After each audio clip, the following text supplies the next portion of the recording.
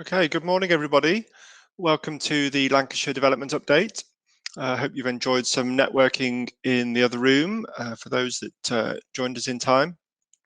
Please do join in with today's event, ask questions, make the most of the networking, pop your cameras on, get round the tables and make the most of it for yourselves. I'd like to thank our wonderful partners today, Lancashire County Council, Blackpool Council, Clear Fibre and LUC. We've got a great lineup of presenters and panelists for you today to explore what's going on in Lancashire. There will obviously be lots of project updates and we'll also delve into the challenges and opportunities affecting real estate across the patch. There'll be two halves with a presentation and a panel in each half with networking in between, back in the other room where you've just been. You can use the Q&A box at any time on the right hand side of the screen to pop a question in there and I'll get to those during the panels. If you haven't done the networking before, I advise you to set up your profile so people can click on you, see all about you, find a pic and upload that, enter your details, and then you just move between the tables by double clicking on the table you want to go to and meet other people. There's also the private messaging in the chat function at the bottom where you can see all the guests that are registered as well. But let's get started. First up, a presentation on some very important issues and how they relate to Lancashire. Pleased to welcome today Sophia Swindlehurst and Melissa Kurihara from LUC. If you pop your cameras on and share the presentation, we can get underway. Well, good morning. My name is Sophia Swindlehurst, and with my colleague Melissa Kurihara, we'll be giving a short presentation on landscape scale thinking within the subject of nature networks, natural capital and biodiversity networking. It's great to be invited to talk on the subject, so our thanks go to the North West team.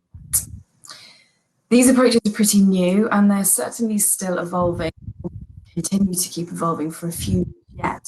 So we felt it would be useful to share them for discussion and for consideration in your varied work streams that are happening now and those that may lie ahead.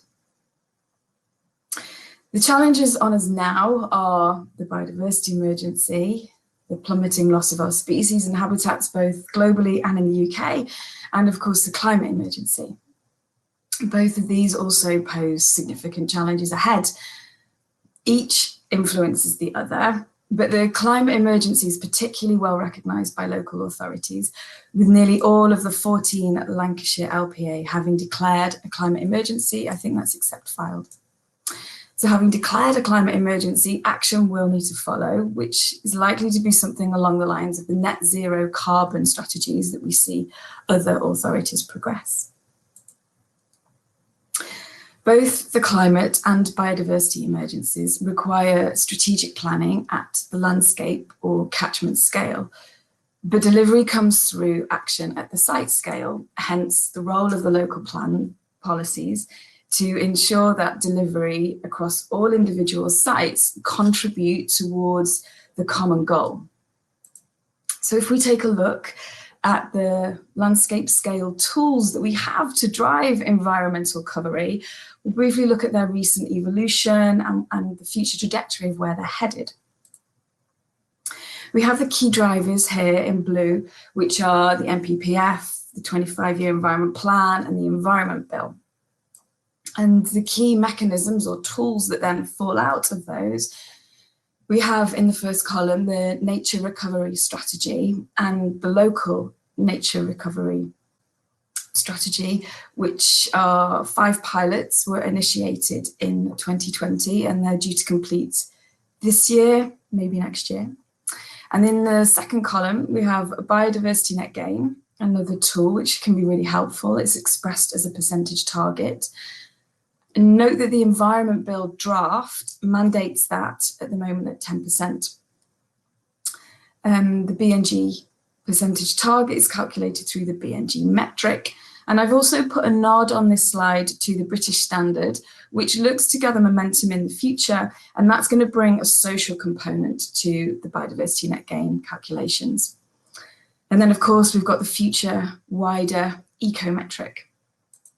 And in the final column, we have there the tools of valuing natural capital assets and then the ecosystem services that they provide for us. So that's wider across the kind of environmental parameters rather than purely focusing on biodiversity.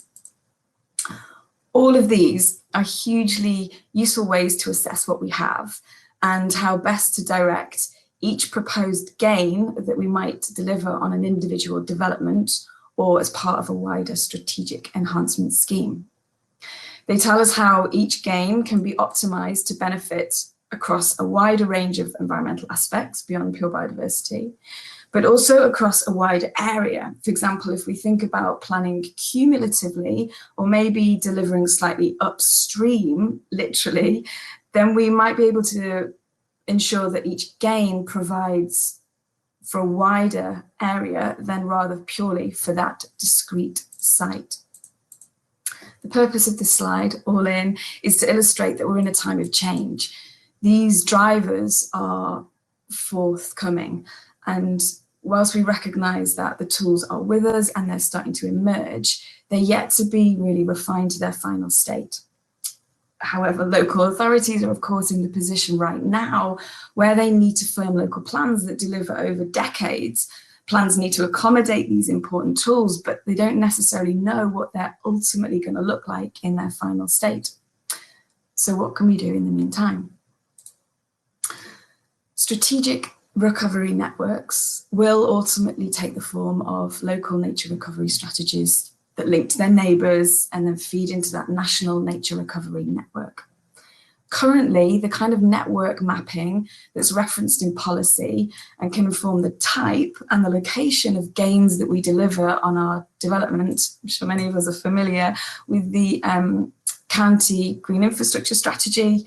I think that's 2009, although there are more recent kind of local authority strategies within that. And there's also on this slide an extract from the Lancashire Ecological Network, which is referenced in some local policies. That's 2015.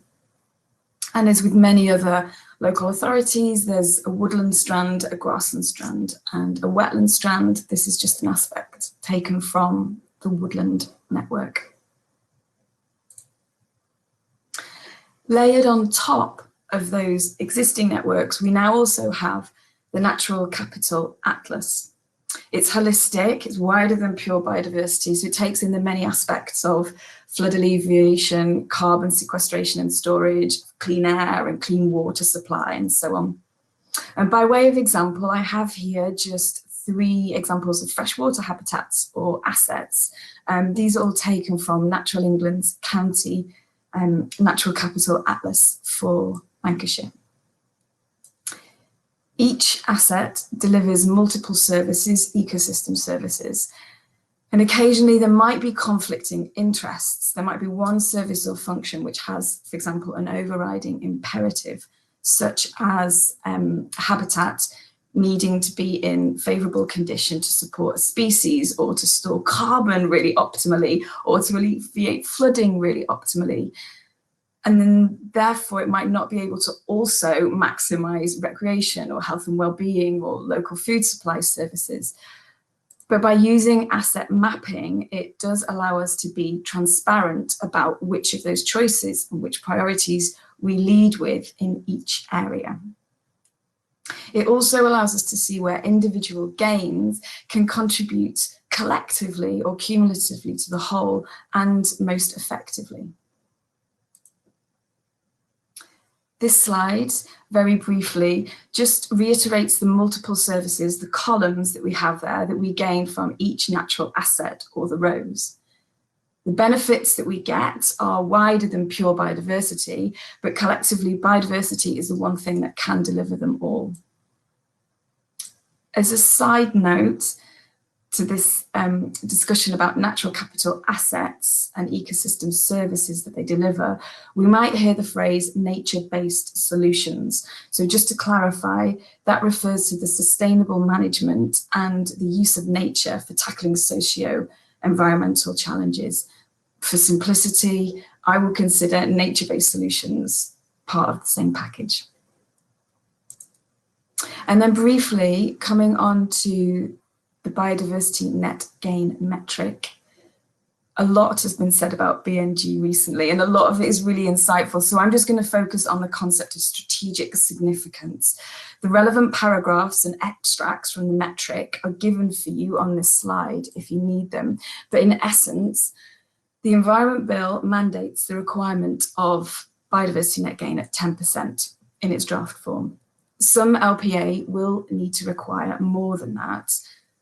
Calculation of the gain achieved on any one site allows for the concept of strategic significance by giving a 15% multiplier if gain is delivered in an area that has been recognised to have strategic significance, i.e. there's a 15% increase in the amount of gain that you can be credited if you're delivering it in an area that's recognised as a nature recovery area, in a local biodiversity plan, or in a GI strategy, because networks matter, because networks mean that every little gain collectively contributes.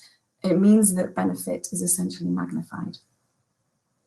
So I will now hand it over to Melissa to look at integration to the local plan process. Thanks, Sophia. Morning, everyone. I was just going to take us quickly having a look at the local plan process and how some of the concepts and ideas that Sophia's talked to us about might be brought through in delivery of local plans. So I'm going to quickly look at where the Lancashire authorities are up to and some emerging areas of good practice. Can we have the next slide, please, Sophia? Thanks. So this diagram shows the year that each of the local authorities in Lancashire adopted its current local plan. And you may be aware that some authorities adopt their plan as several separate documents. So the date that's shown here is the date which the strategic policies and the housing targets, the core parts of that plan, were adopted. We can see that there's a range of ages of plan across Lancashire. Some of them now relatively dated. So the NPPF dictates that all authorities must adopt a plan and keep it under review at least every 5 years. So the red line there is a marker of the authorities which are beyond that period, and so in a case where they need to review their plan as a matter of urgency. And indeed, all of the local authorities will be looking to consider a review because of the revised NPAPF that came out in 2019, which has altered the emphasis, for example, on natural capital and biodiversity net gain. And again, as we've touched on, all of the councils have declared a climate emergency except Fylde. So that's something else that they'll be looking to bring forward as part of their new local plans. And it'll be interesting to see over the next few years how they look to bring in those various concepts. Can we switch on to the next slide, Sophia? So we thought it'd be useful today to highlight a couple of projects very briefly that we've been involved in that have really captured some of the thinking and the ideas that we've covered today. So LUC, in association with the Energy Saving Trust, was appointed in September 2020 locally by Blackburn and Darwen Council to undertake a local plan climate change and natural capital study. The purpose behind the study was to provide an innovative approach to combining climate change, biodiversity and green infrastructure policy evidence into a single body of work. Now, usually as part of local plans, these areas would all be considered separately through separate evidence documents. So the approach of actually looking at them all together and trying to draw linkages offers some real benefits. One of the key purposes of the study was the need to identify the potential contribution that a local plan could make towards the goal of achieving net zero carbon status by 2030, and to look at policy requirements of the forthcoming Environment Bill around biodiversity net gain and natural capital. So the final report feeds directly into the new local plan and provides underpinning evidence to shape the policy objectives and the policy outcomes that are being sought. So the report identifies a number of recommendations to be taken forward in the actual local plan itself through potential policy wordings, and also a number of non-local plan mechanisms which could be advanced to reduce emissions. It's a really good local example of something that's been going on in this area. And then the second example, if you don't mind clicking on, Sophia. Oh, so that's we won't talk in any detail, but that's one of the a captured image from that report. If anyone's interested, be happy to talk about that in the networking. And the next example is a project which we worked on in Falkirk. So in 2020, the council engaged us to carry out GIS analysis of all the council land holdings to understand their potential for creating carbon sequestering habitats such as woodland, grassland and wetland. And the drivers behind the study are the key ones we've talked about today, being the climate emergency and the biodiversity crisis, both of which were declared in Scotland in May 2019. So the Scottish Government has set ambitious targets for achieving net zero emissions, including ambitions to vastly increase woodland creation and levels of peatland restoration. So the study that we worked on focuses on council-owned land and how this could be made to perform better in terms of carbon sequestration. And it looked at two main stages, so the first of which was identifying the existing carbon sequestration value for different habitats, and then the second stage of looking at the potential changes in habitat to improve that carbon sequestration, including the identification of the potential for green roofs. So it's a high-level desk-based study, which was based on currently available data, and we did find that there was a number of deficiencies with the available data, including gaps and the dated nature of some of the habitat information that was used. So as a result, the study findings must be interpreted within that context of data inaccuracy, particularly in relation to land areas and typologies that were used. However, it did identify that there were some key areas which would offer potential carbon sequestration potential for the local authority, such as the private gardens of council properties and the creation of salt marsh in areas of tidal water. So the details of those proposed schemes now need to be looked at further as part of site-specific plans, which is going to be the second stage of that project. Now, hopefully those have been a useful rattle through a couple of key projects, and I'm sure in the networking, happy to talk about them more, and other people from LUC will be happy to discuss. So I'm going to flick back to Sophia now, who's going to round up. Thanks. Thank you, Melissa. Individual authorities are inevitable stages of the local plan renewal, and the important step is therefore to have a common strategic vision for the climate response and for nature recovery response. And that requires cohesion across the county. It also requires some cohesion and consideration beyond into, for example, the Greater Manchester pilot local nature recovery strategy and their ambitious plans for peat, and the Liverpool City region and the response to the recreational pressures on the Sefton and Wirral coast designations. We also need cohesion between sites to optimise the contributions to the collective benefits that we can get within Lancashire. So I think together these just highlight the importance of partnership working, of early engagement, and that kind of positive approach to due diligence where we're kind of celebrating what maybe we traditionally considered to be constraints to development. And it also highlights the importance of co-design. All of these come back to the concept of valuing our local assets and our local character to contribute collectively to the national contribution, and to the global solution, really.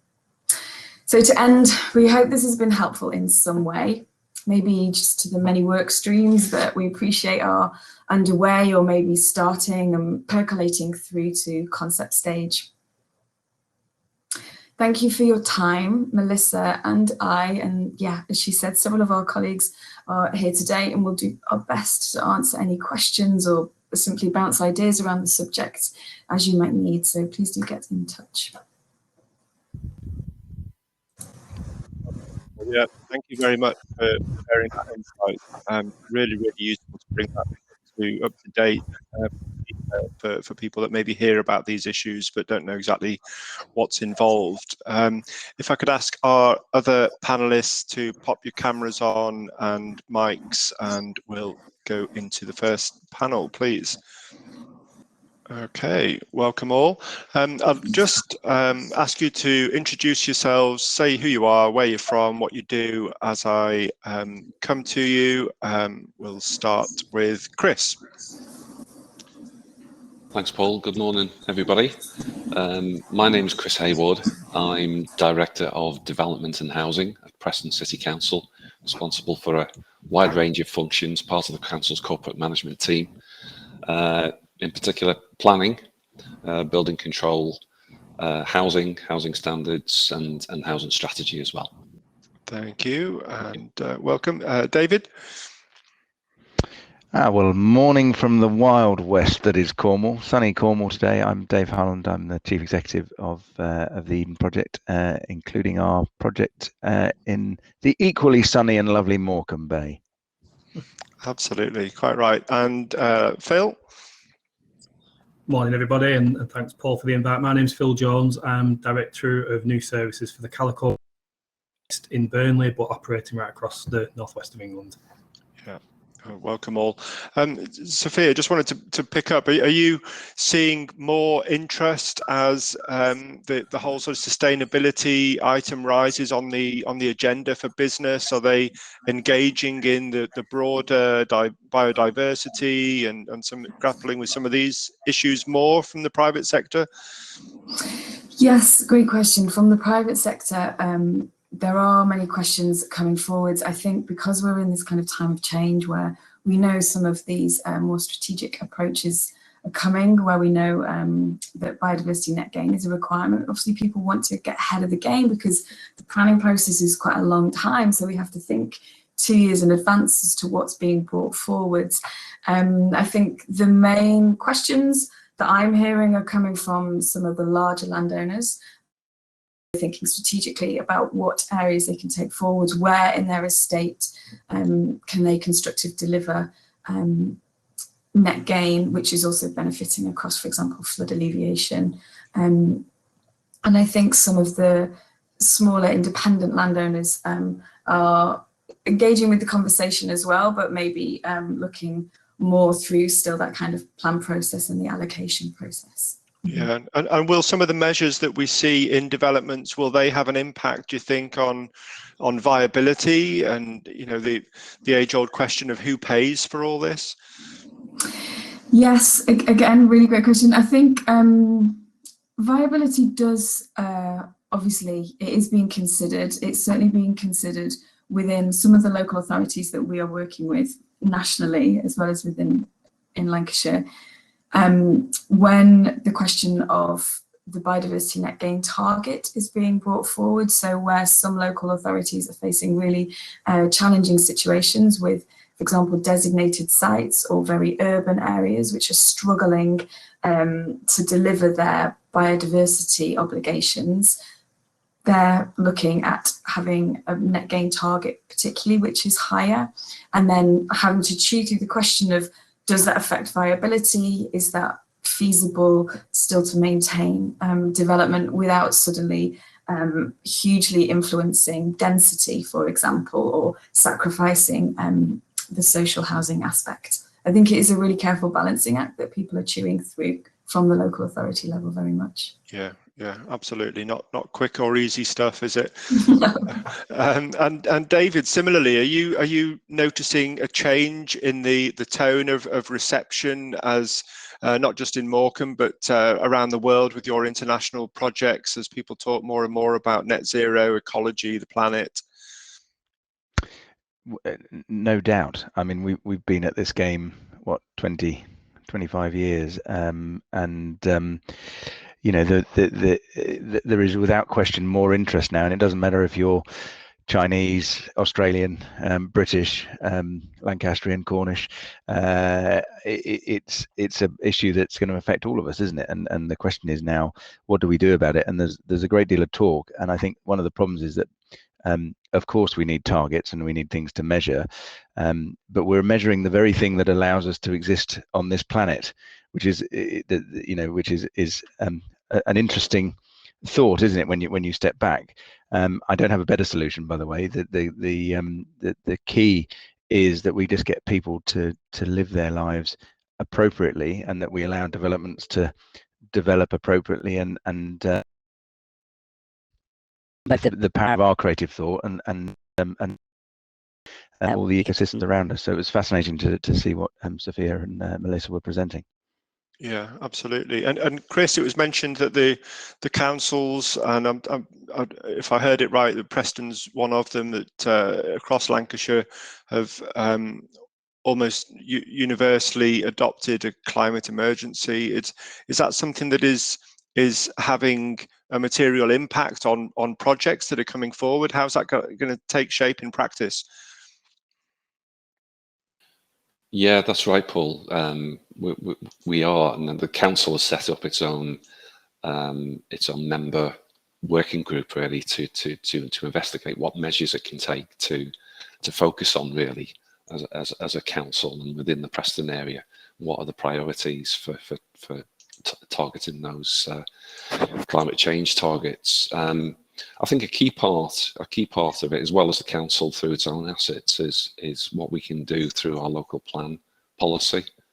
And I think we've got a number of colleagues from the Central Lancashire team on today, and I know they'll be interested in listening to the presentation earlier this morning. We're in the process of producing a Central Lancashire local plan, which includes the boroughs of Preston, Chorley and South Ribble. And that really, that combined effort will hopefully produce something quite powerful in terms of what policies we need over the next few years to really get development to pay attention to this agenda. Yeah, whereabouts is that central local plan up to? It's at an early stage at the moment. We've been through consultation exercise, issues and options. We'll be producing a draft later on in the year out for consultation. We're about 3 years off in total. It's quite a long process, as you can imagine, with the local plan process. There's a lot to consider. We want to get this right. Yeah, absolutely. And waiting patiently there, Phil. What's your approach to this from a house building and housing association point of view? Is sustainability high on your agenda? Absolutely, it is. Yeah, I mean, focus in this conversation generally is about how we build houses and how we contribute through that. But I think the point that I want to pick up is probably slightly different, really. I think what we're seeing is through our customer base, we do a lot of work now around co-production with customers, and the attitudes with our customers are changing in terms of what they want, what they expect, and what that means in terms of delivery for us. So once upon a time, the game was building houses, pure and simple. Now, it's much more than that. It's thinking through the impact. I think the ecology stuff is vitally important in terms of our future, but it's the broader social impact. It's thinking about localism, jobs for people, creating opportunities that allow people to live life a slightly more, a life that's probably slightly more focused on some of these outcomes than perhaps has been possible before. And I think that shift has really accelerated over the last 6 to 12 months whilst we've been in the pandemic situation. People have really thought about some of this stuff and really wanted to commit to a different way of living. So we're seeing that coming through in some of the consultation work we're doing, and that's pushing us to think about how do we look and change our delivery models, and what does that look like, not from a policy perspective so much, but actually in terms of customer needs and demands, and how do we respond to that? Yeah, absolutely. And give us an update on your flagship scheme at the Burnley Hospital site. Yeah, so we're currently one of our key schemes is at Burnley General Hospital. So we're delivering what currently at feasibility stage on around 150 units of accommodation, which will pick up a lot of this. So we're currently working with our customers to talk to them about what that looks and feels like from a design perspective. But also, I think as importantly as what we'll use it for, impacting that community. So our aspiration is to deliver accommodation for all the people, which is a significant challenge for Burnley, which is the area that we're based in. We've got an ageing population that really deserves a high quality housing offer that's currently not there. Working with Lancashire County Council to deliver that. But thinking about other things too around how do we impact on people's well-being locally, what does that look like and feel like, and how do we create some of those broader social impacts. So it's part of a wider programme of activity, but it's certainly our key focus at the moment, and something we're really passionate about delivering well and delivering in a sustainable way. Yeah, wonderful. And how many projects have you got on across Lancashire in total? So at the moment, between anywhere between 7 and 10, depending on start and start dates and finish dates. I don't want to kind of nail my colours to the mast exactly, but around that area. Our plan by 2025 is to deliver 715 new units of accommodation across Lancashire, all through affordable housing models, which is critically important, but also thinking about the principles of good design, quality, localism, and thinking about how they make a difference to people's lives. Yeah, wonderful. Thank you very much. And David, similarly, give us the latest with your amazing project at Eden Project North. Well, we're in the depths of a design phase at the moment, trying to submit the planning at the start of the summer. And on course. So there's lots of people looking at lots of different plans. It's a rather exciting phase actually, as you start to see it coming out of the ground on the in more detail. And so we're perfectly on course. The other bit is that we're working with government and also our other investors to keep this on track, so that we can open in 2024, because we're slightly up against it in those terms at the moment, but we're striving to make sure that we keep to program. Yeah, and remind us of some of the headline figures of how big it is and what the overall sort of cost of the project is. Yeah, so the project's 125 million pounds in total, and it's located, for those of you that know Morecambe, on the seafront there, next to the Midland Hotel, down the road from the statue of Eric. And what we've been talking about, we have these sort of regular community sessions once a month, and we sort of reveal a bit more each time. But we're really interested. The theme of the project is really about the rhythms of life. And what you've got in front of you with the bay charging in every 6 hours or so is one of the rhythms, and those things very much affect our lives and how we live them. And we have become very interested about how we can show what happens when the world gets out of rhythm, because we think that's what's going wrong at the moment in part.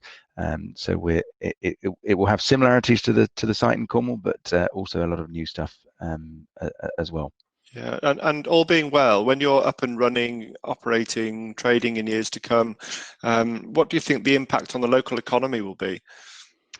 Well, we hope it will be significant, and it would be fair to note, I mean, Morecambe, for those that know, has had a rich history. The strapline is about health abounding and beauty surrounding of the town, and I think that was true until the 70s, when cheap air travel probably allowed you not to have to go to the end of the pier to see the exotic. You could go and see it yourself. And it would be fair to note that there are parts of Morecambe that need a bit of a helping hand at the moment.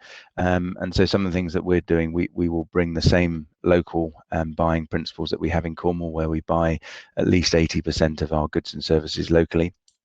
We'll be trying to do exactly the same as that within the construction phase, and we're really in a zone of making sure that it has a sort of ripple effect, not just in Morecambe, not just in the northwest, but across the north of England, and can really act as a catalyst and if you like, a little beacon, a flag in the ground to say, we can act differently.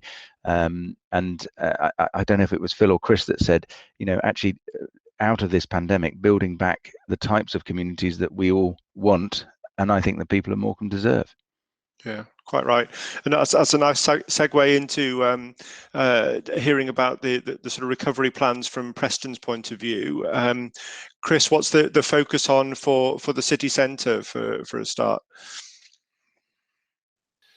Yeah, there's a real positivity around Preston at the moment, and has been for a number of years. When you think about a lot of the improvements that have taken place around Fishergate, we've seen quite a number of real positive changes and improvements. Demolition of the ugly Market Hall and car park. We've had 2 award-winning projects at the Market Hall, the Preston bus station, restoration of Winkley Square, the Cenotaph, Moore Park, Avon and Miller Parks. I can go on, really. The university, which is still underway, and a real sort of boom in our city living, which was the catalyst for that really being our city living strategy that we produced a number of years ago. So with all that, it's a really good starting point for us, and we want to continue that momentum if we can. So what we've been doing over the last year, working in partnership with the Preston Partnership, which is it's a public-private sector partnership of about 100 businesses. If anyone's interested in being a member of the partnership, please get in touch. Please have a look at the website and see how you can join up on that. It's a partnership between the private sector, Preston City Council, Lancashire County Council and UCLAN. It's working really well, and that group has produced a city investment plan, 15-year city investment plan. It's been driven by residents. We did a consultation back in 2019. And the vision really, there's a strap line, which I've had to make a note of because I'll forget otherwise. It's called Putting the Richness of Life Within Reach for Residents. And just what that means in practice is there are 6 priorities. Culture, so transforming Preston's cultural infrastructure, supporting Preston's economic recovery, skills and growth and resilience. We also wanted to deliver a commercial district, Preston Station Quarter. There's a strong focus on community health and well-being. We want a hub in the city centre. We want to increase and diversify housing supply. I mentioned the city living strategy, including more affordable homes and delivering a new transport plan. So what does that mean in practice? Well, there are a number of projects. I can, if you'd like me to highlight some of those.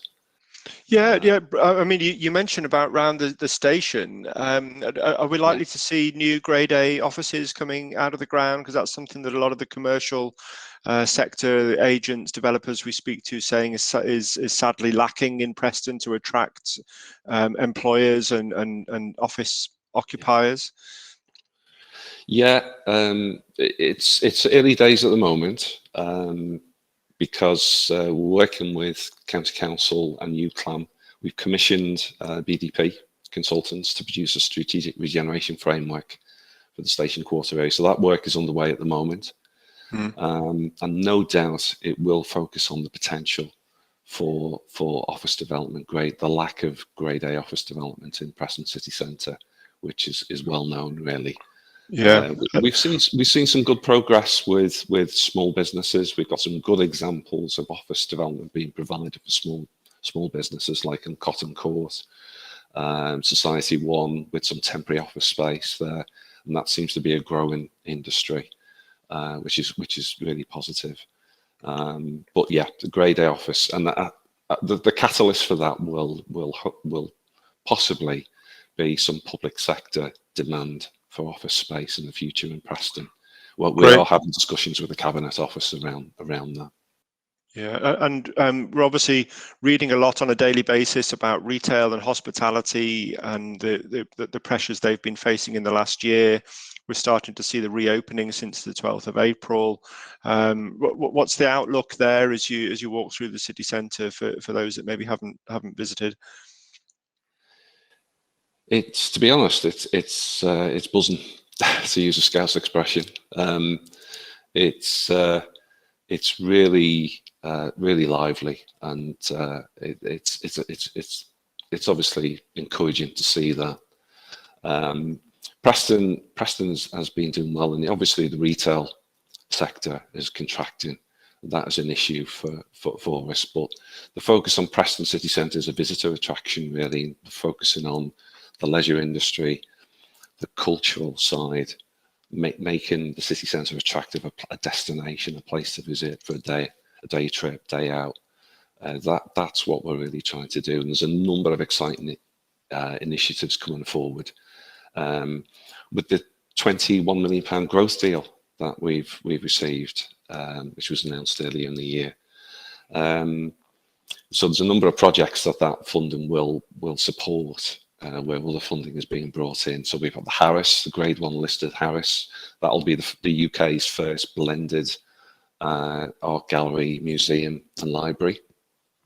That's a £10 million project, HLF funded as well. Work on that's going to start later on this year. That'll be a three-year project, so quite a significant investment going in there. We've also got a cinema-led scheme. And the good news with this is that it's very positive. Obviously, the cinema industry has been hit very hard, the leisure industry as a whole.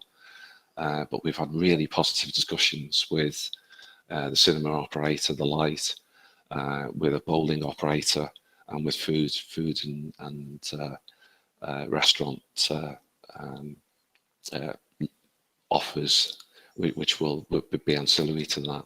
So that proposal's going forward. Hopefully a decision, we'll get the green light on that in the summer in terms of the funding. A new planning application coming in later on in the year, and watch this space on that one. We've also got some sort of quirky things going on as well.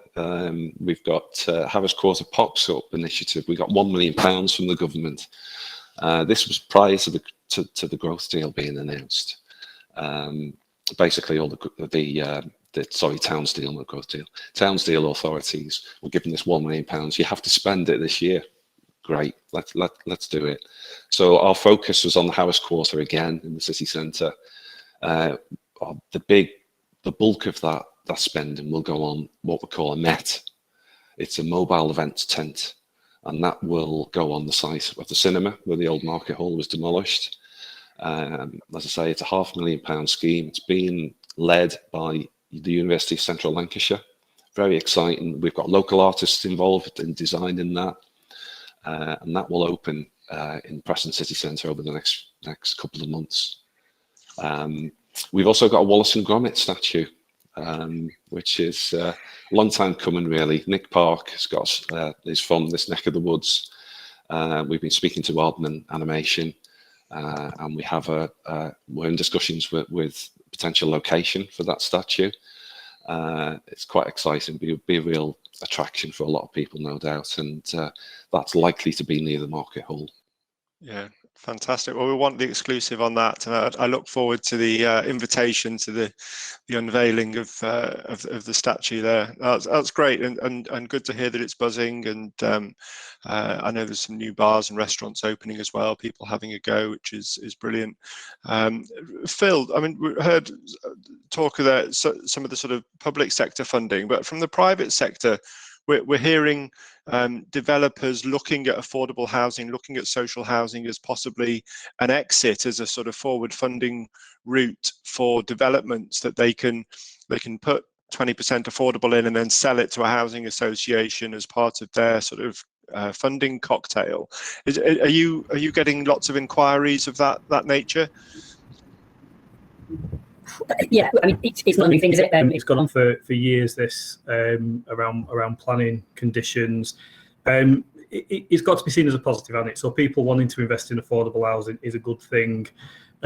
My perspective on this is about the kind of world has probably changed, and the rules have probably changed a little bit over the last five to 10 years, and housing associations like ours are now not the organisations we were then. So our view is, we would talk to organisations about that approach, but what we would prefer is the commitment not to be given a product at the end of a process. We would want to be involved in that process. We'd want to co-design that process. We'd want to work with the developer to look at what else that process can achieve other than just building houses. So I think the simple answer is yes, we get the inquiries. Yes, contractors, developers will talk to us. Quite often our approach will send them away because we become too complicated, because we ask for too much. But the organisations that we want to work with and partner with, that will put that effort in, are definitely, the opportunities there. I think for some of the others, my advice would be just give us the land and let us get on with it. We're quite happy to do that. I don't want to speak on behalf of the sector, the social housing sector, but I know from some of the development colleagues I speak to, that would be their view too. We can do a great job. Let us do a great job. And if you want to work in partnership with us, even better. But if you don't want to work in partnership with us, just let us get on with it. Yeah, design it from the outset rather than just sort of taking it when it's finished. And Sophia, I mean, you did a great job of sort of navigating through the different programs and policies and bills that are coming forward. Do you find a lot of clients on the other side of the table find this but obviously before you've done your work and explained it for them. Is there confusion in the market at the different programs and initiatives that are out there around net zero, biodiversity, all the benchmarking schemes that are trying to compete for the sort of certification market with LEED, WELL, BREEAM? Yes, good question. I think there are the mechanisms and tools that I ran through in the presentation earlier. There's a lot of complementarity, but there can feel like a lot of overlap. And what we really want in the local plan system is to have one simple strategy that we can all try and respond to, but then equally that we all can try and help to focus our logistics on delivering, and also focus the funding on delivering as well. So kind of splitting everything apart isn't necessarily really constructive. I think at the moment, people will have their heads around biodiversity net gain reasonably well. I think some of the local plans are having to catch up a little bit to add that into policy. So as they're being renewed, that's coming forwards. Obviously, the Environment Bill is draft at the moment, so it's not mandatory just yet, but most authorities are asking for it at the current stage, moving in the spirit of that direction. I think in terms of the wider environmental benefits, I think they still get dealt with quite individually, just because they're hard to get your head around all the layers. And to be honest, the kind of strategic mapping, which layers biodiversity and flood alleviation and carbon sequestration, that's still emerging, that's still evolving really. So it's really helpful for us to think ahead what might be coming, especially if we're considering which amongst all of our sites in a strategic portfolio we want to might take forwards at a certain time. But I think at the moment they're dealt with quite individually, and that's okay. I think within, you know, when they're received within authorities, that's fine to think about what is the biodiversity calculation showing us. Do we then need to address flooding separately? And in some situations, we might also consider carbon or what can be contributed to carbon as a benefit if you're looking at wetland habitat creation or bringing grassland into better quality or planting trees. So I think at the moment, it's fine to deal with them separately. It's just helpful to have an awareness that they are going to start layering as the biodiversity net gain metric is refined as that kind of credit market for biodiversity. That's going to be coming out in presumably the next couple of years. DEF is currently looking at how that credit market might work nationally. So it can support the Environment Bill when it becomes law. And then I think on the heels of that, we'll be coming with the eco metric, which starts to layer it. So it is taking its time, and I think there's nothing to be super scared of. We can consider them individually and take a breath in between each one, but it's worth bearing in mind that that kind of holistic approach is coming, and it's really worth getting ahead of the game now, because ultimately we should be able to solve problems in a more holistic way. You know, obviously biodiversity net gain it's within the mitigation hierarchy, so it's trying to get delivery of net gain on site. And if that's not possible, it's off site. But where we are forced into a position where off site or a portion of off site delivery is necessary, that can actually be positive in some regard. For example, if that means the off site delivery of, for example, habitat creation or gain ends up being upstream and also delivering flood alleviation, it's not just that one site that's paying for the gain that's going to be benefiting, it's the whole local area that is then downstream of that location. So there are smarter ways to deliver our gain. It's just, how do we build that into the kind of strategic mapping now? And it's, yeah, and that's what's going to come through the plan process, I hope. Yeah, there might be people from the property development and advisory world watching and listening to that, thinking, oh, this sounds like it's going to add delays and lengthen build programs, and property is already quite a slow game to be in. Is that a danger, that things take longer, or can that be mitigated? I think in terms of it being a slower process, my personal view on it is that these will filter down through the local plan process. And so the kind of the chewy consideration of how to knit them together is going to be led by local authorities working in partnership with the local bodies that have that technical experience, such as the Rivers Trust and the wildlife bodies, the nature conservation bodies, and the Carbon Committee, which is obviously working in partnership really hard to pull these plans together. As developments come in through to applications, I think obviously net gain is becoming more well understood and well known. So I think we do see, in terms of delivering the 10% net gain, initially it was a bit of a sharp breath in as we think, how do we fit all of that into one site? But it's becoming a bit more routine, and people are able to plan ahead, knowing what's coming, so it's built into their viability early on. I don't think necessarily that layering more and more environmental benefits means more cost. Like, the whole point of the nature recovery network is that it's not purely for biodiversity.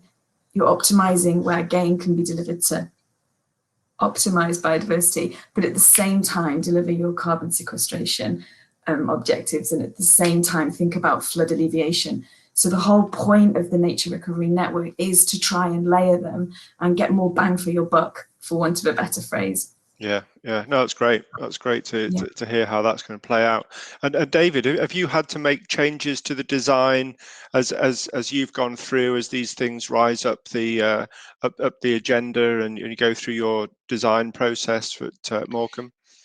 In truth, not really, because we're great supporters of everything that's just been talked about. A name check for holism from me as well, because what the world needs is a bit of holistic thinking, frankly. I mean, everyone talks a lot about global solutions. What are global solutions? Well, there are lots of locals added together, aren't they, in the end? And I think that one of the problems is that we've become increasingly specialist, just in general terms in the world. We probably know more about the outer wing flap of a fruit fly than we perhaps do about our whole ecosystem at times. And I think people working together transdisciplinarily, whether it's in the planning world or whether it's in the education and science world, is what is going to ensure that we take the appropriate decisions. So all of this has been 20 odd years ago.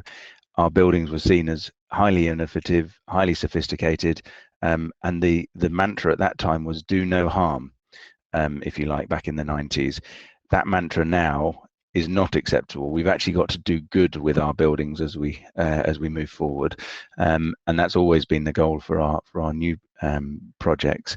So building all of the stuff that's being talked about today is just essential. We're lucky enough in Cornwall that yesterday we announced a geothermal power plant that's going to be the first in the UK to go down to 4 kilometres of depth. And if that works, it will completely change how we operate even in Cornwall. It's something we've been chasing for 10 years. It's rather complicated to drill 4.5 kilometres down into granite. But it's that sort of thinking that we need to bring to all of our sites. There happens not to be geothermal in Morecambe, but we'll find other equivalents in order to power the site and actually deal with things like our visitors' journeys to us. We would like to set the ambition that even if our visitors came from the planet Venus, we could make their journeys carbon positive to us. It's that sort of aspiration that we need to have, rather than just dealing with our own embedded carbon and that of our operations. Yeah. So sorry, that was a bit of a ramble, Paul, but that's genuinely what we believe. We also think, by the way, sorry, if I might, I've been agreeing with a lot of what's been said. The language of sustainability is also wrong. One of our ambassadors is a wonderful fella, Bill McDonough, the sort of American architect who wrote Cradle to Cradle. And he said to us recently, he said, if you described your relationship with your partner as sustainable, it doesn't sound very good, does it? And that's what we're referring, and he's actually right, isn't it? When you step back from it, this language that we're using about the very systems that are allowing us to stay on the planet is just a bit average at times. So I think there's also a need to really change how we talk about this. And there's a huge amount of detail. One of the problems is the 25-year plan, the government plan, could have been written by ecologists and environmentalists like us, and we'd agree with much of it. But it's actually about how we're now going to deliver it. That's the key thing. That's what's been interesting today, is to say, what are the next levels down? How are we actually going to make this a reality? Yeah, absolutely. There's still a couple of minutes if attendees want to pop a question into the Q&A. Obviously, I've been doing a wonderful job of asking questions, so you probably haven't needed to, but there you go. David, just on a benchmarking point, as you've got dozens of projects around the world, how would you say the UK ranks in terms of the planning, some of these environmental considerations, and how sort of easy is it as well to develop and bring forward a major project compared to other countries? Just give us that sort of international context. I think it depends. Look, it's horses for courses, and every territory has its challenges. I mean, if you're working in Australia, water is the issue that they really focus on, and is particularly difficult to deal with. Certainly, we've found.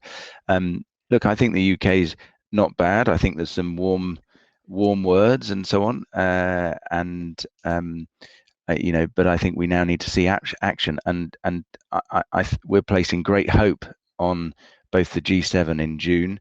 But then that leading through to COP26 and seeing the Americans and the Chinese agreeing in the last couple of days that they will agree on the environment, even if they disagree on trade, is a big deal. And as the host nation of COP26, and let's hope it goes ahead, we have to have a Paris-esque outcome.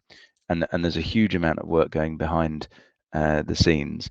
And I think that is where Britain shows its leadership. This is not a threat, having COP26. It's an opportunity for us to show what we're made of. And there's been a few own goals along the way, which others will name and know. But I think we need to get out there loud and proud and say that we've got some exemplar projects in this country that we can then look everybody around the world in the eye and say we're doing our bit and more. Yeah, absolutely. And we're already starting to have discussions with members of the property community in the Northwest about how we can play our part in that conversation during COP26 later this year. So it's a good note to finish on our first panel. Thank you all. It was a brilliant discussion there, and great hearing on the development updates from your respective organisations and delving into some of the issues.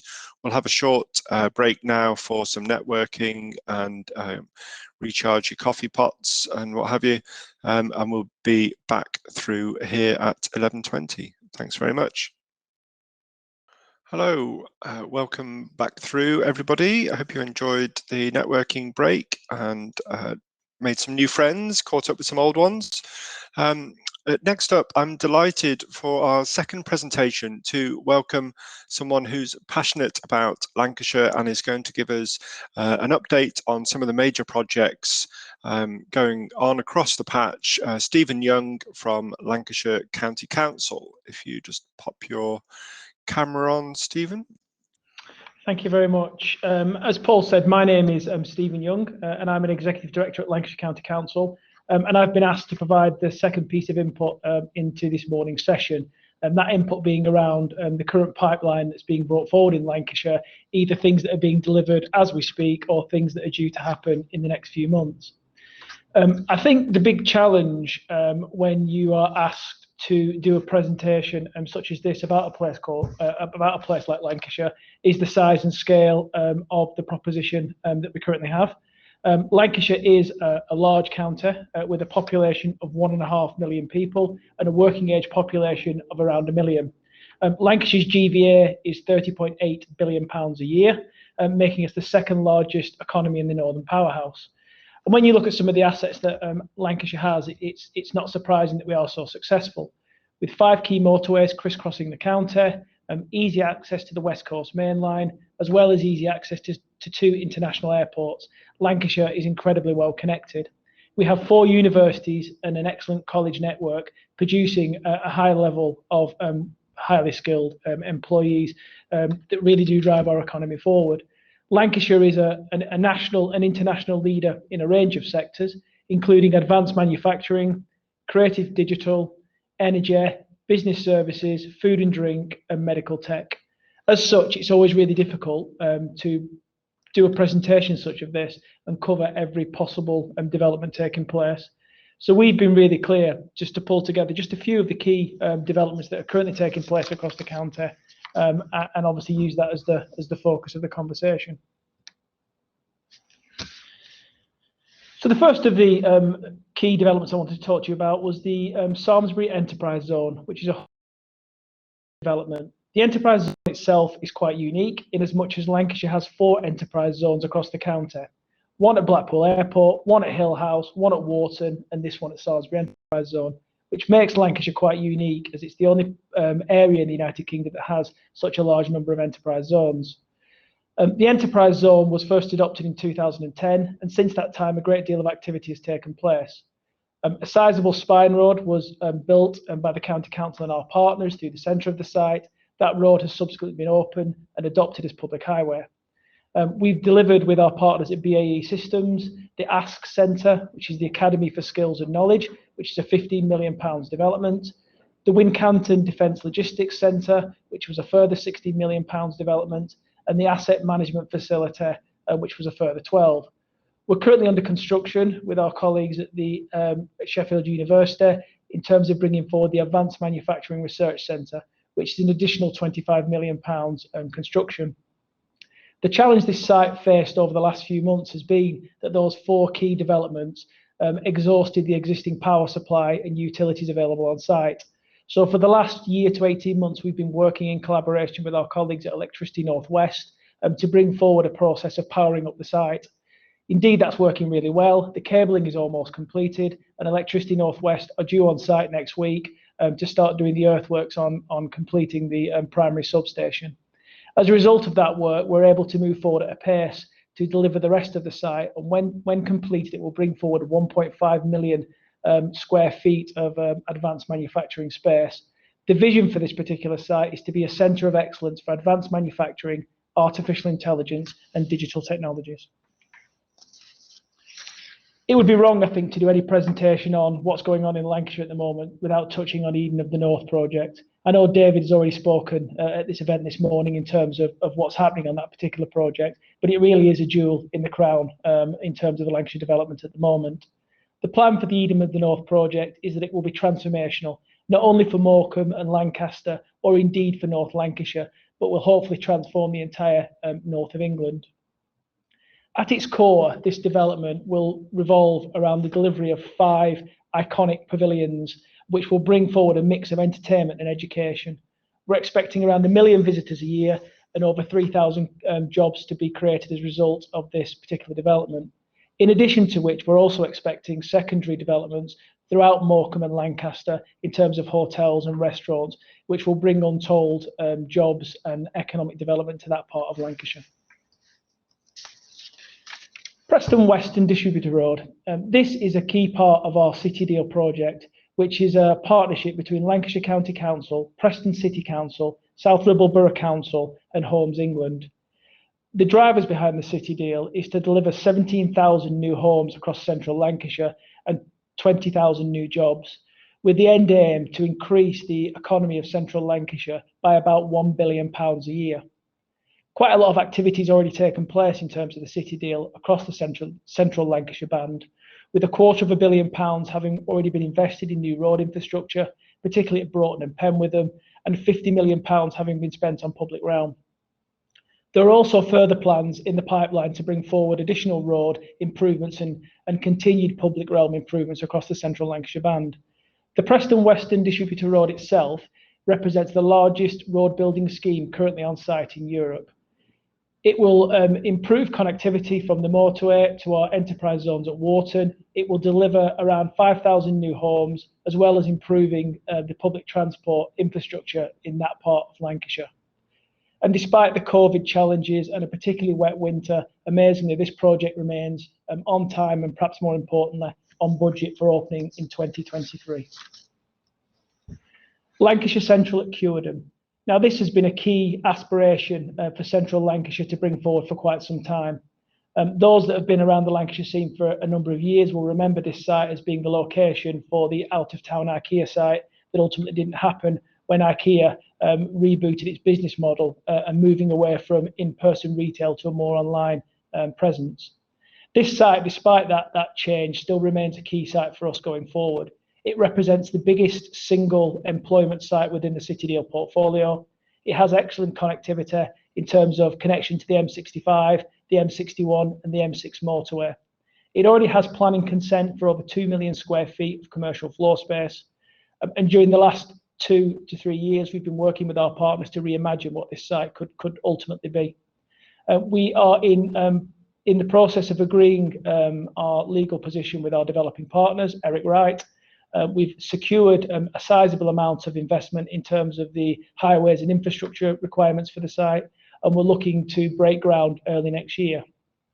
And Lancashire Central really does remain a key part of Lancashire's post-COVID economic recovery programme once we come out of the pandemic. The Transforming Preston City Region. Now, this is a £43 million scheme, £40 million of which has come from the Department of Transport, and an additional £3 million, which is a local award. The aim of this particular scheme is to transform the Preston City Region into one of the most environmentally sustainable and productive city regions in the UK. The aim is to drive up productivity through improved connection between urban and rural centres. Once completed, this particular project will reduce travel times, reduce carbon emissions, improve reliability and safety, improve air quality, and give greater accessibility to employment.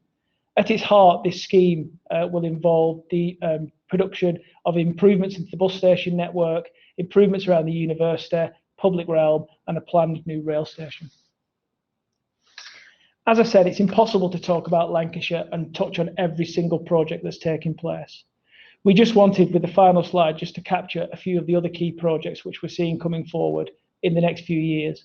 And just picking a few of those from the slide that you can see on your screen at the moment. We've got strong plans to work with Preston City Council in terms of maximising the opportunities that HS2 are going to bring to Preston and look at developing a new office quarter. We've recently signed contracts with government for a £261 million South Lancaster growth catalyst, which will deliver the largest garden village in the United Kingdom outside of London. And we've also got plans with Lancashire Cricket Club to bring forward a second home for Lancashire Cricket Club within the boundaries of Lancashire, which will be the first such facility anywhere in the world. So there's a great deal that's already happening in Lancashire and a great deal in the pipeline to go forward. I just wanted to finish this session to just share a video with everybody, a short promotional video that we've made in partnership with Marketing Lancashire. The purpose of this video is very much to set the Lancashire story in context in terms of the things that we've achieved historically and the strong plans that we've got going forward. Thank you very much for listening.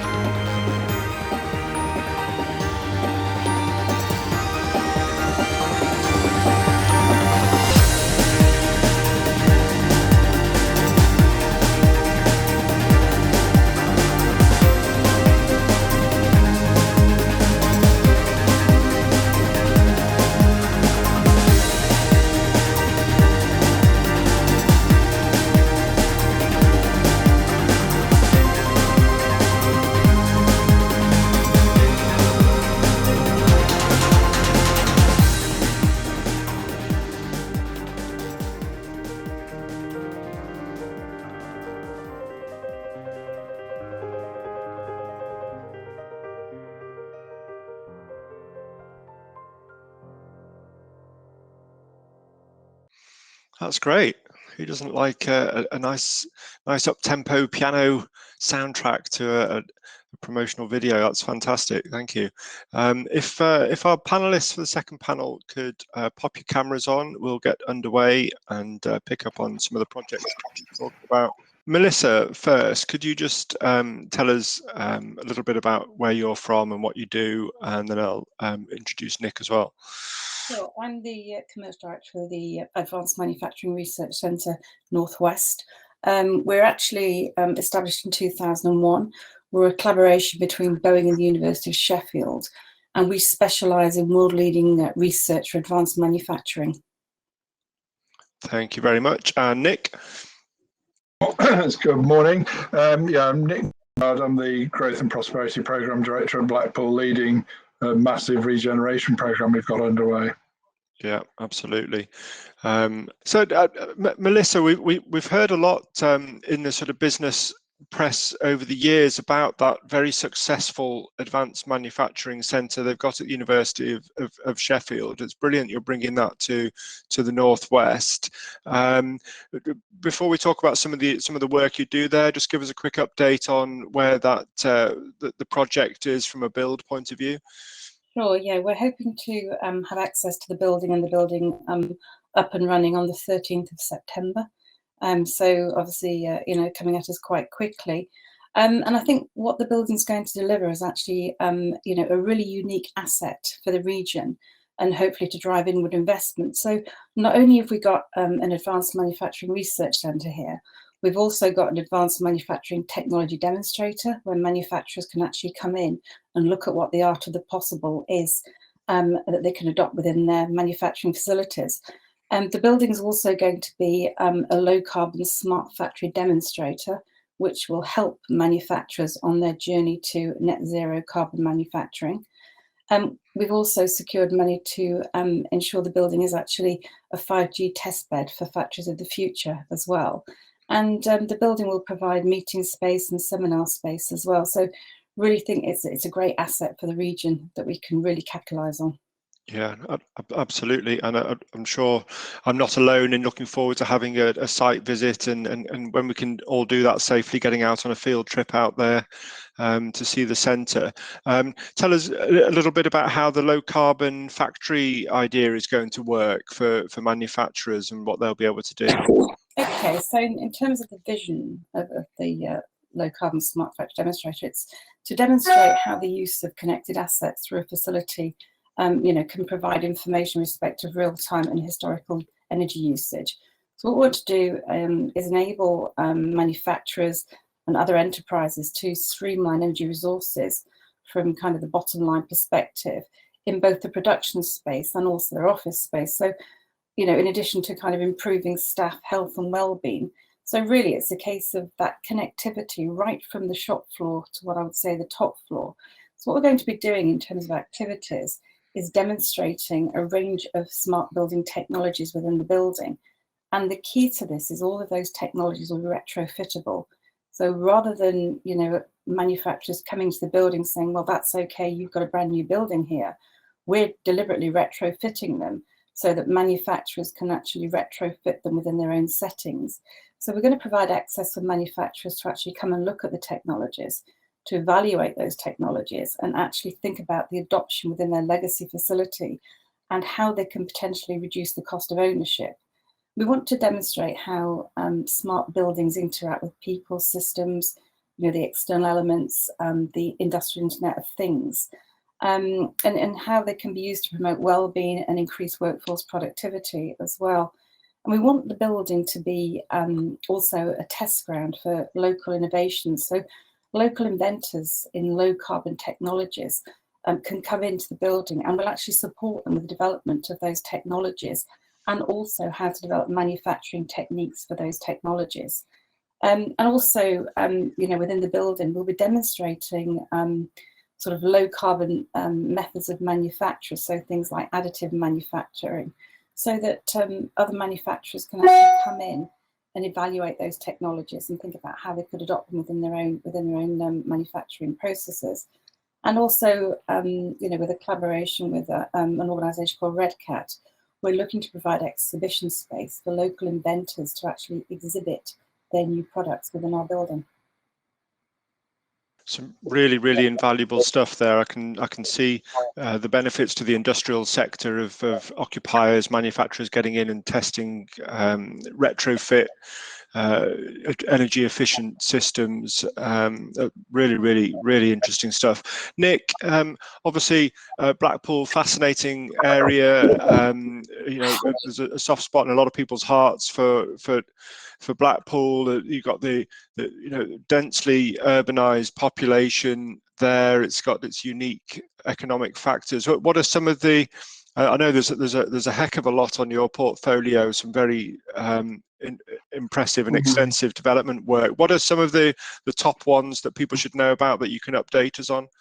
Yeah, thanks, Paul. It's good to be here. Good to hear about all that's going on in Lancashire as well. We're having a very exciting time in Blackpool, which hasn't actually been constrained much by this last year.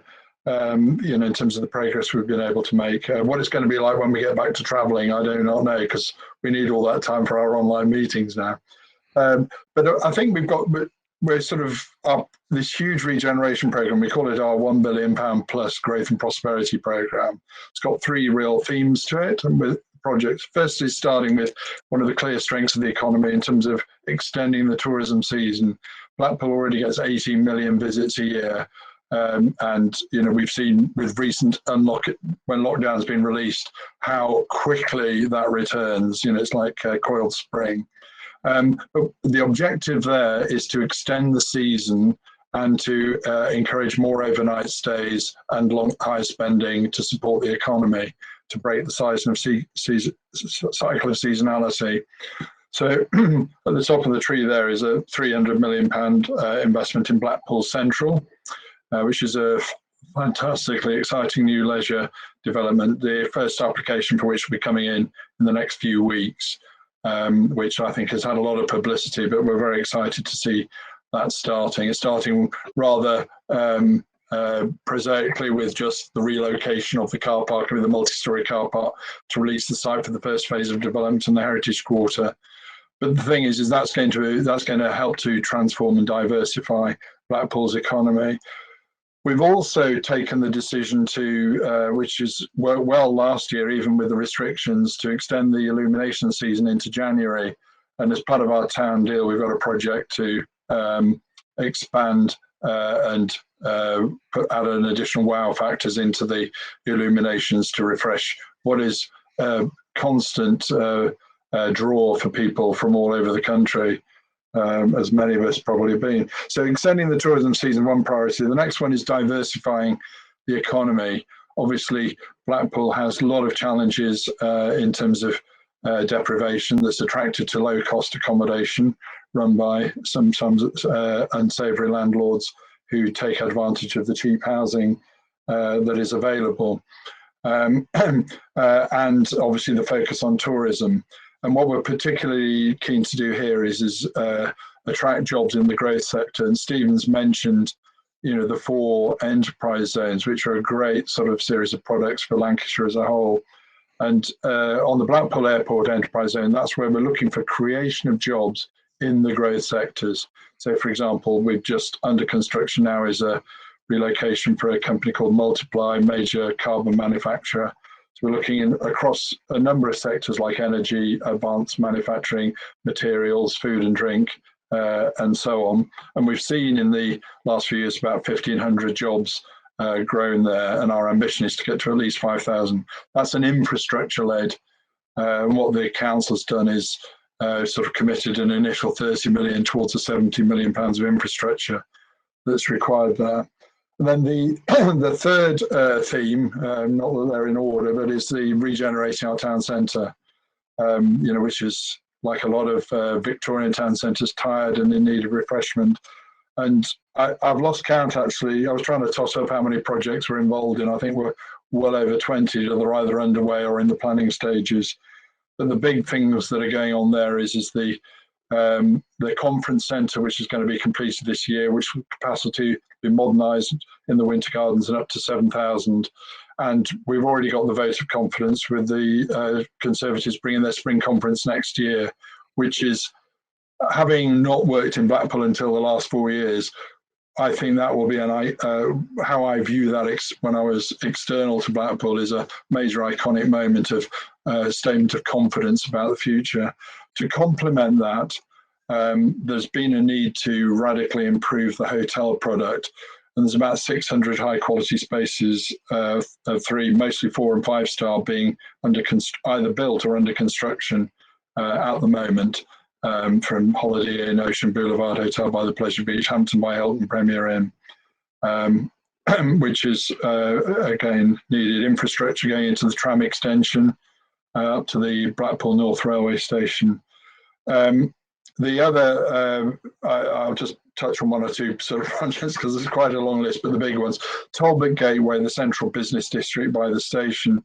The first phase of that was completed a few years ago with the relocation of the council's offices and a big Sainsbury's supermarket. The second phase of that, which is the tram extension and the 4-star Holiday Inn and the Marco Pierre White restaurant, is under construction now.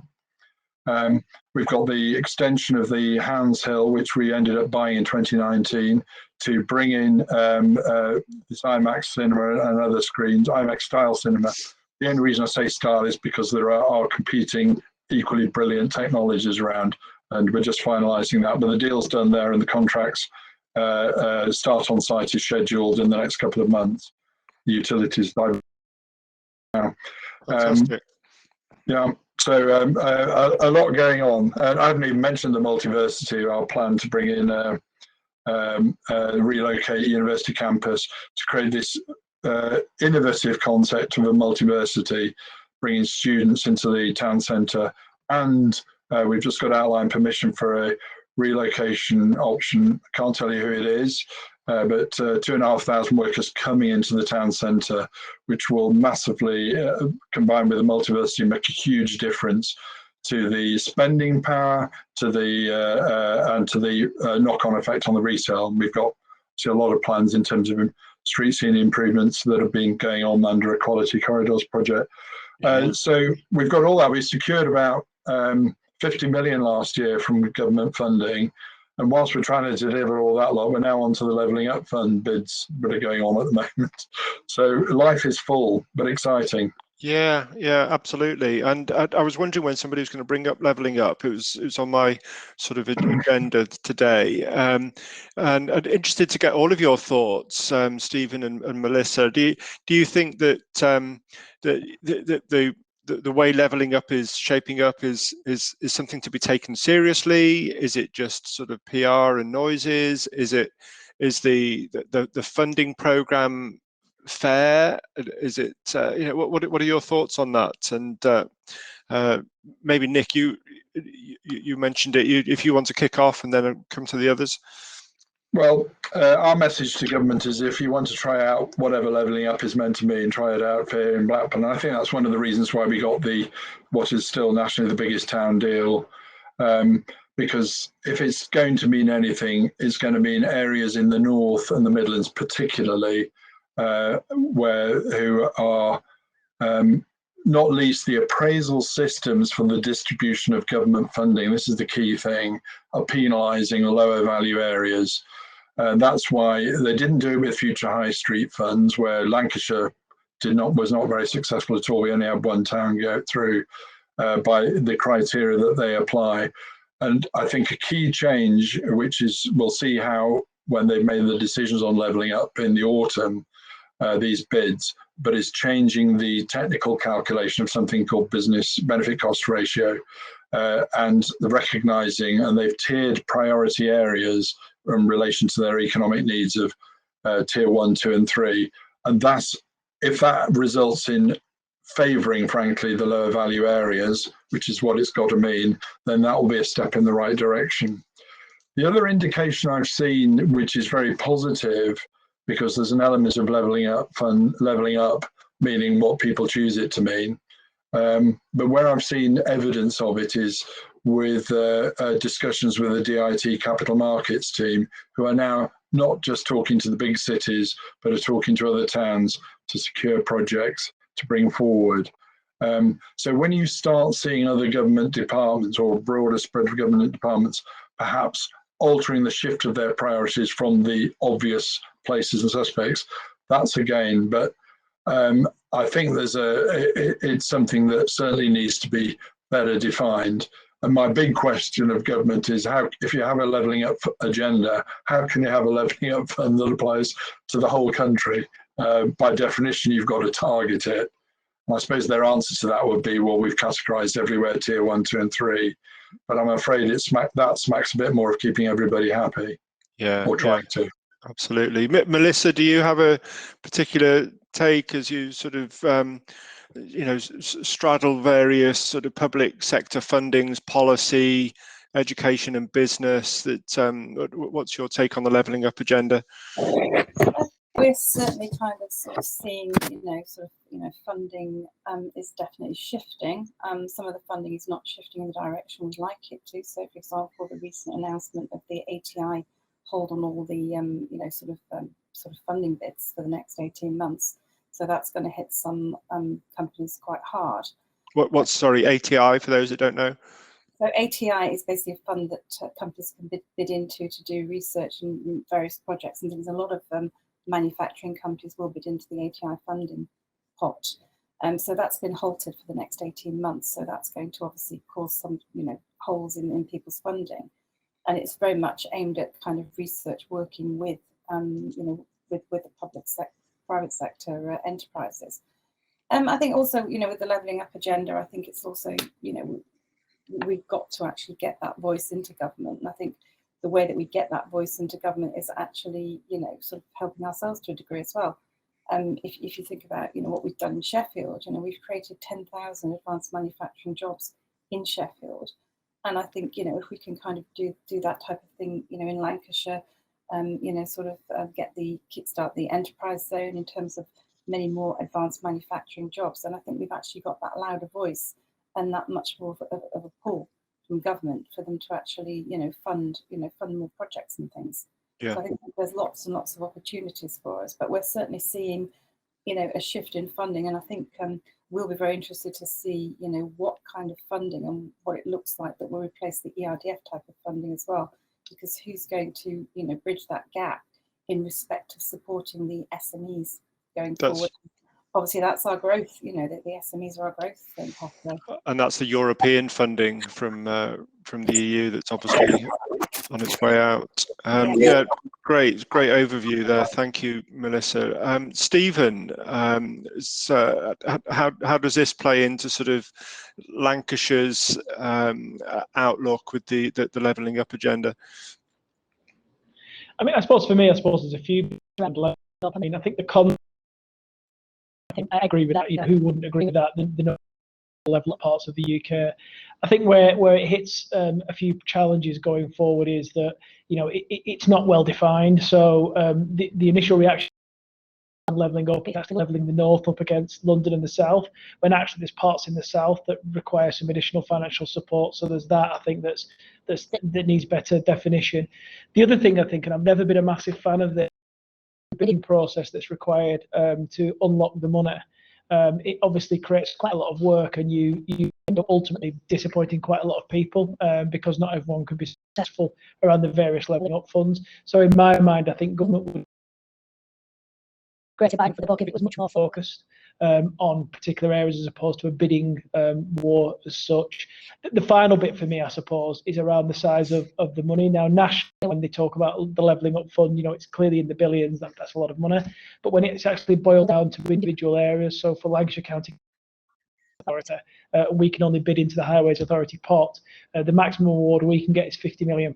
Now, anyone who's ever been around the construction of highways and new infrastructure, £50 million is not a lot of money, doesn't get you that far, doesn't feel that transformational. So for me, I think the government would have got far further had it had defined pots to target particular areas, not as a bidding process, but bigger pots of money so it could make really transformational change, as opposed to just kind of playing around, would be my take. Yeah.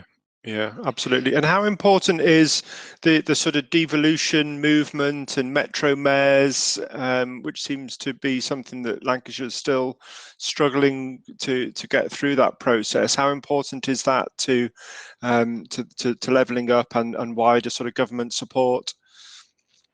I mean, I think the metro mayor local government reorganisation, which, and I understand why the government clearly wants wanted kind of devolution, but they seem to make it coterminous with local government reorganisation, and I think that's where we get the challenges in Lancashire with the current two-tier system. We despite various approaches and various attempts to put forward models, we've never been able to crack it and have a model that's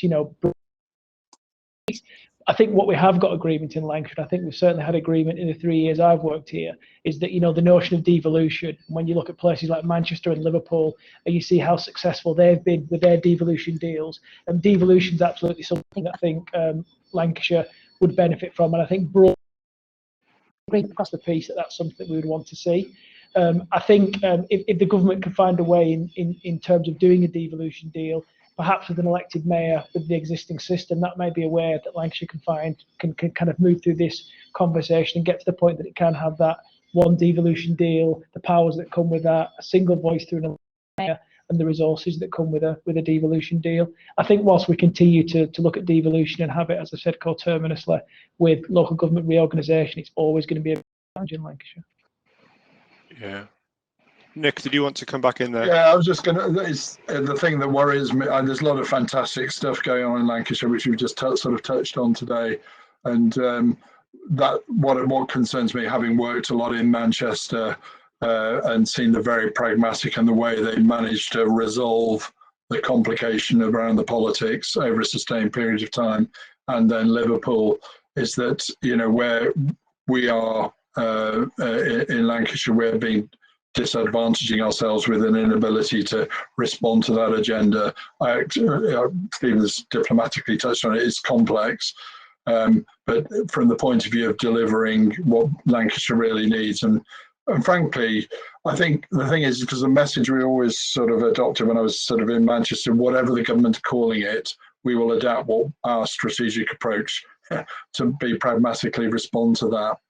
And that is the way, if you like, we get most effective outcomes. So it's one of our ongoing challenges. There's a shed load of stuff going on in Lancashire to get our strategic act together with the Lancashire Plan and the independent review and so on.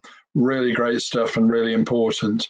But we need that. And I agree totally with what Stephen said about the government, from our point of view, really needs to have a more strategic approach to levelling up. But we've got to be pragmatic, while they're doing what they're doing, is to take advantage of that opportunity.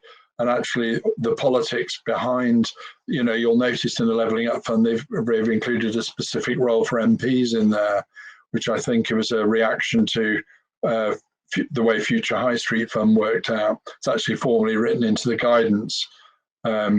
Which is well worth taking notice of for anybody preparing a Levelling Up Fund bit. Yeah, absolutely. It's all about navigating, giving the examiner what they want. And meanwhile, we've also got the sort of what happens after the pandemic question as well. And Nick, if I could just stay with you for a minute, in terms of staycations and the messages for this year and next year, that must be an interesting time for Blackpool to think about its messaging, its offer. Yeah. Well, there's no secret that the tourism and hospitality challenge over the last year, and we don't need to talk about that because I'm sure everybody's followed that, and I hope you've all been out to the pub now, and certainly outside this nice weather, and had your meals. But but it's been a course of deep frustration, and one of the things that we're still waiting to sort of see ultimately what happens. I think this is the wrong language, but it's the only image I can think of. It's almost like coming out after a theoretical nuclear explosion to see what's left. Actually, who is going to reopen? Not all hospitality has opened yet, because they can't all cope with the outdoor requirements. So I think both that and behavioural change is going to be important. But I think in terms of tourism recovery, we've made an announcement that got very good coverage about what we're doing to promote recovery, particularly on that side of our economy. And one of the other things that we're doing is we're setting up a business improvement district for all of the tourism industries along the promenade and the inland ones like the zoo. But I think the staycation market, I think there's two dimensions to that. One, clearly that's a massive opportunity for this year, because even if you are able to travel abroad next year, I mean, the messages coming out of that are confusing, but there's no doubt a lot of people are going to be frightened about traveling abroad and won't do it. So they're going to be looking for UK holidays, and we know this already. So that's a huge opportunity for this year. But there's also a challenge with that because the whole of the UK is looking to capture some of that market. So other, how we say, less established places are looking to capitalise on the staycation drive. The other challenge that I think we've got is, what happened on we're all waiting to see what post-COVID, if there is such a thing as post-COVID, by the way, emerges. Then the demand for those people who haven't had their overseas trips, if it's been frustrated last year and this year, is probably going to be something that's going to be a major challenge next season, next year. So we're going to have to work hard. I don't just mean Blackpool, but always to actually help people be aware of what a fantastic offer that we have. And of course, as we often say, if the weather is good, there is no better place in the world to be than in this country, and to give that. But so good news, but also challenges looming. Yeah, absolutely.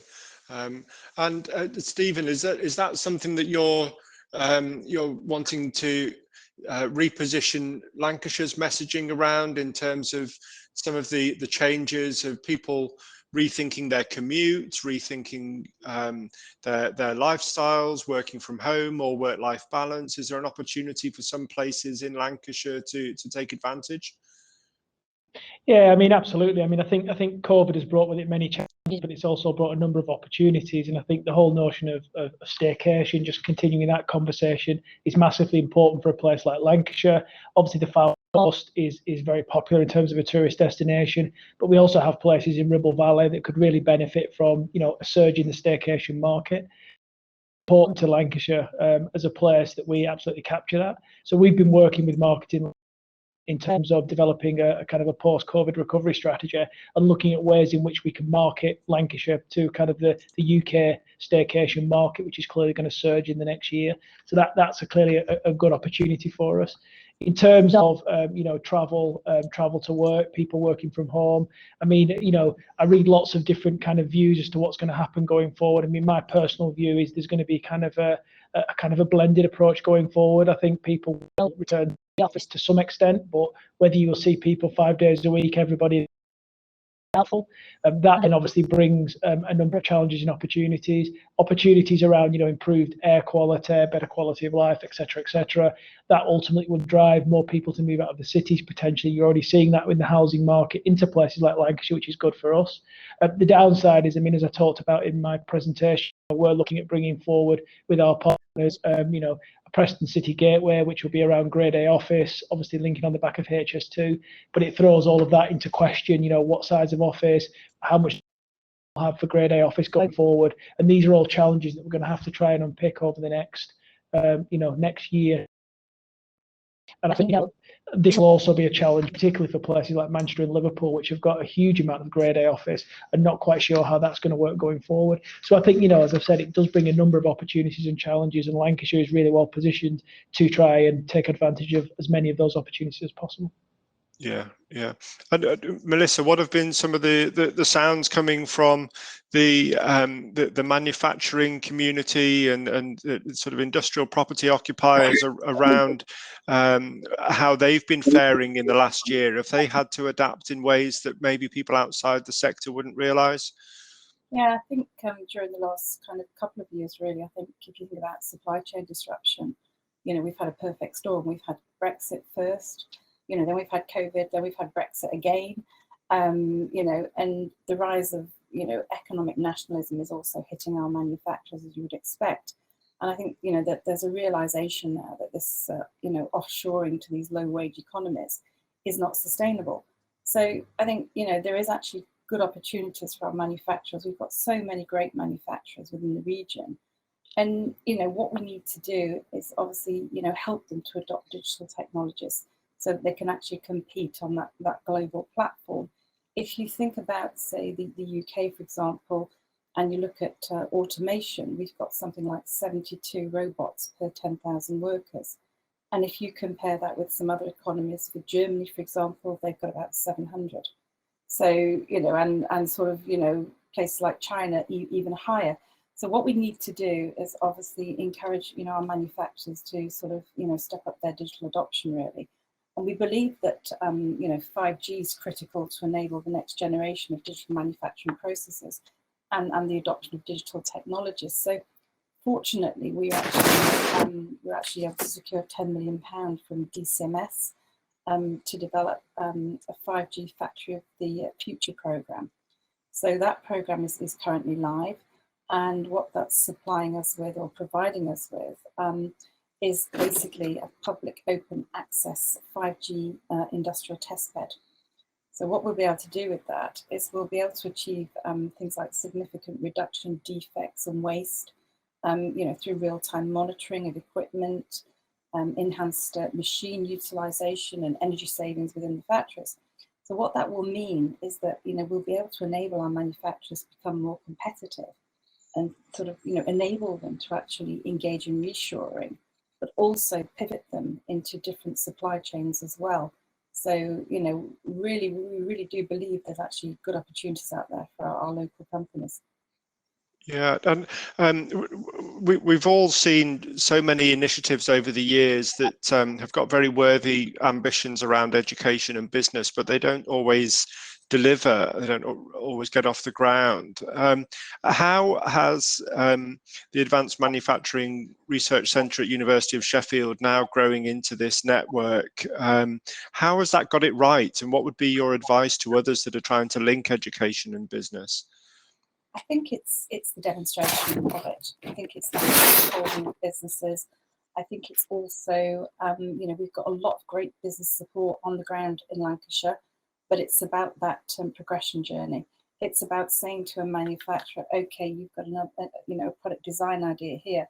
This is the business support you go to first, and actually having that progression route, because the business support landscape is quite confusing for particularly SMEs. And we've sort of, you know, over the last 18 months, managed to support over 180 of Lancashire's manufacturing within all of our technologies. We've done all sorts of different varied projects. We'll go into a manufacturer, we'll do a line walk, we'll actually identify their challenges, and then what we'll do through our ERDF funded program is actually assist them. And you know, we've done all sorts of interesting things. I mean, we had a sports good manufacturer who was looking to produce a new golf club head, and rather than machining it, could you actually look at printing that? So we printed that in aluminium alloy to actually prove it was possible. So that's how they're actually manufacturing now.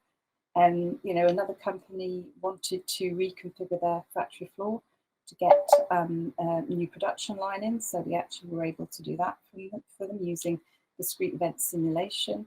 We've worked with some companies where we've actually done virtual reality, so they can fully immerse themselves within their products before they're actually manufactured in a large scale products. So all of these opportunities, I think it's actually really getting inside the businesses and really understanding those challenges, but having the technology, and also for them to see the technology firsthand and see whether it's applicable to them. But I think also taking them on the journey, because you know, you talk about Industry 4.0 for many manufacturers, and you can walk into a manufacturer, and on a good day it's Industry 0.5 or something. So how do we take them on that journey without frightening them? Yeah, absolutely. That's brilliant. Yeah, the real world application of technology really shines through. And Nick, I don't know if this is aimed at you. There's a question from the audience there. I'm presuming it's aimed at Blackpool, not Lancashire, but Stephen can come in. But he's already talked a lot about transport. What are the council's priorities regarding transport? Could you? Yeah, sure. Obviously, critical. Well, firstly, the tram network is really important, and obviously we've got the 7-mile stretch along the Prom, and this project that is, as I say, is just this next few months as a result of the Talbot Gateway Phase 2 project is the extension of the tram into Blackpool North Station. So it means that people can actually arrive in Blackpool sort of via Preston and then actually get right up and down the Foul Coast straight from there. But our strategic ambitions on the Foul Coast are bigger than that, because what we want to do is to actually end up with a rail loop. There's debates about whether that's a rail or a tram loop, but the whole point about it is actually to have from Fleetwood to Poulton in the north, and from Blackpool around to sort of Kirkham in the south. And there was a thing called the Restoring Your Railways Fund, or the Beaching Reversal, depending on what language you wanted to use. And there are 2 studies sort of underway now, which we're working on with Lancashire and Files and Wire, who are looking at the options for the inclusion, for both of those schemes. So that'll be really important, and obviously one of the key things for the whole sustainability agenda is wanting to get people out of their cars. And we'll all remember last spring, wherever you lived, about these deserted roads and actually how pleasant that was. But that's a really important part of the agenda. Now, the other thing is as well, for our Levelling Up Fund bid, which will be going by June, we're doing quite a lot of additional work in the town centre. But there's requirements now for the technocrats, something called LTN1, obviously to have a greater focus on cycling and walking as part of any road schemes as well. So we're doing those works. And the other big thing, which is, I have to say, although I'm personally a very keen cyclist myself, is a major challenge getting people off out of their cars and onto cycling. So we're going to be doing quite a lot of that. But there's a whole issue of the confidence that we saw a lot more cyclists during lockdown, but that was primarily because of quiet roads and the sense of safety, as well as obviously the weather factor. Well, I remember in fact from years ago, they said if you're doing a sort of a half-hour commute anyway, you're only going to have 10 days in a year when you're going to get rained on. So the weather distraction probably isn't as great, but it's actually the perception of the safety factor to get people as part of that. So multifaceted approach sort of to transport, and clearly Stephen's mentioned because the Levelling Up Fund, each transport authority can agree one cross-boundary transport scheme with an adjacent transport authority, which in our case is Lancashire, for up to 50 million. And that isn't going to deliver either of the 2 projects.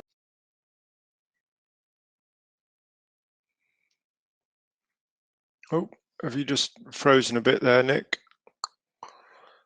No, I was carrying on talking, but I don't know. You're back with us. You're back with us now. Right, sorry, I don't know where I got cut off, or do you want me to repeat my last point? Or no, just carry on. That's great. Yeah. Well, basically I've finished. I was just saying the issue of and I meant, you heard a bit about the Levelling Up Fund allows adjacent transport authorities to agree a cross-boundary scheme of up to 50 million. But the 2 schemes that I mentioned, and Stephen's mentioned the challenge, 50 million would not deliver either of these big strategic projects. And in transport terms, it doesn't go a long way. So I think we need a more sort of sensitive approach. Not sensitive is not the right word, but more flexible approach to the funding of transport. Yeah. Stephen, you mentioned some big highways projects in your sort of infrastructure roundup in the presentation. There was the large road opening up the housing sites. Are there other transport priorities that you can point to? Yeah, I mean, absolutely. I mean, obviously, I mentioned the PWD and the wider city deal. I mean, there's been quite a lot of transport improvements there. Some of the stuff that Nick mentioned is very relevant to Lancashire. So we're looking for cleaner and greener transport solutions. So, you know, rapid bus corridors, cycleways are obviously highly important. We're also looking at ways in which we can improve Lancashire. So there's certain parts of Lancashire, Rosendale being a really good example, where there isn't a train option. And when you consider the motorway between Rosendale and Manchester is the most congested motorway in the United Kingdom, there's a real opportunity potentially to do something in terms of that. I suppose the other big thing that we've got in terms of transport improvement that we're acutely aware of, I mean, I mentioned in my presentation the West Coast Main Line, and Lancashire's by no means north-south is a really positive journey. You know, quick journey times, regular trains, comfortable trains, etc. That's really positive. But Lancashire, like most other parts of the UK, going east and west is a less enjoyable experience. So one of the stories that we often regale here is, you know, if HS2 was to roll into Preston, and I got on the HS2 train at Preston, I would arrive at London Euston more quickly than you would if you got in the train in Colne, which is at the east extreme, and came to Preston, which is only a journey of about 30 miles. So there needs to be improvement in terms of our east-west connectivity, and potentially open to connect Lancashire into the Yorkshire, into the sort of the Yorkshire city regions. I think would be a real plus for us. So we've got aspirations in terms of all of those, as well as the continually improving our road network. Yeah, and a question there about electric vehicle rollout. Is that something that that you can help with? Is that the country needs millions of more charging points, doesn't it, to satisfy demand in the next 10 years? Yeah, I mean, from county council, I'm sure Nick will jump in terms of what Blackpool are doing, but we are looking to roll out a network of charging points on the highway. We absolutely recognise that, you know, this is the future. In the next 10, 15 years or so, you know, electric vehicles are going to be clearly dominant in terms of vehicle production and vehicle ownership. So we need to respond to that. So we're doing quite a lot of work in terms of rolling those out. And obviously we're looking to respond as electrical vehicles life improves, and then obviously that will then reflect on our network going forward. As a county council, as an organisation itself that has quite a lot of vehicles, we're beginning now to look at as we purchase new vehicles, you know, to ensure that those are electric vehicles. And obviously you can imagine the size of our fleet is quite substantial. So really beginning to kind of drive from the front. And also, I suppose like most councils in the UK, we're constantly lobbying government in terms of costs, in terms of getting additional resources to respond. To some extent, I suppose it's a little bit chicken and egg. You know, I think the government will only really respond to electric vehicle rollout once we see a real surge in the numbers of electrical vehicles on the road. And to some extent, that's those vehicles in the battery life. But I think once those start to level up, I think the government will really begin to focus on that. Nick, did you want to add on electric vehicles? What Stephen says is absolutely correct. I think the other big issue, and you touched on it, although it wasn't driven by sustainability, was the when you were referring to the Salisbury in terms of the developments having exhausted the existing supply. The issue of supply for all these electrical charging points and so on is probably the biggest strategic issue arising out of it, because if the government's changing the law in relation to cars, what is it, 2030, all diesel all fossil fuel cars will be no new ones. So if that is true, then this is going to happen. So for example, I mentioned Blackpool Central and the multi-storey car park. You know, that is going to be has got to be designed with that in mind. I think the other thing I haven't touched on there, I was just looking back through the comments, from the earlier, is the whole issue of the impact of the internet, and obviously City Fibre's major investment program. We've got a major investment program in full fibre in Blackpool as well, which we're working with them on. But we've also got this Aquacom's cable that was connected up across the Atlantic, which is a third of the world's internet traffic. will ultimately sort of come through Blackpool and creating opportunities. The reason I mention it in this context is of course the whole issue that we were experiencing of the working of reducing the need for travel. You know, I personally, as I was saying in the chat before, driven 28,000 less miles in the last year. I probably won't get away with that in the next year.